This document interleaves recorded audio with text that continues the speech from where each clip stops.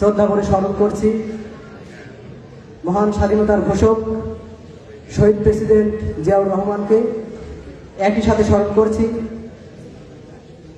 মহান এই স্বাধীনতা যুদ্ধে এদেশের সূর্য সন্তান মাওলানা মতিউর রহমান নিজামী, গোলাম আজম সহ বাংলাদেশ জামাত ইসলামের দেশপ্রেমিক সেই সকল মানুষদের, যাদেরকে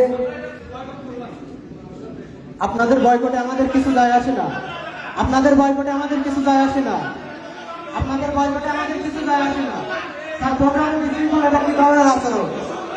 এটা কি ধরনের আচরণ স্যার? এটা কি ধরনের আচরণ? তারা কথা বলেছে, আমরা কোনো কথা বলেছি? আপনাদের বক্তব্যের সঙ্গে আমরা কোনো কথা বলেছি? যে ইতিহাসে এটা তো আওয়ামী লীগের ইতিহাস, এটা আওয়ামী লীগের ইতিহাস, এটা তো আওয়ামী লীগের ইতিহাস।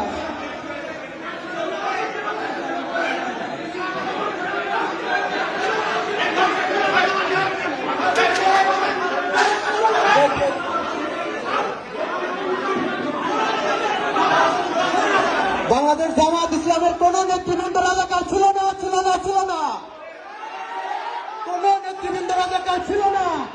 যে ইতিহাসে প্রেসিডেন্ট জিয়াউর রহমানকে মুক্তিযোদ্ধা বলে স্বীকৃতি দেওয়া হয় না, সেই ইতিহাসকে আমরা ঘৃণা করি, ঘৃণা করি, ঘৃণা করি। যে ইতিহাসে প্রেসিডেন্ট জিয়াউর রহমানকে মুক্তিযোদ্ধা বলে স্বীকৃতি দেওয়া হয় না, সেই ইতিহাস বিকৃত ইতিহাস।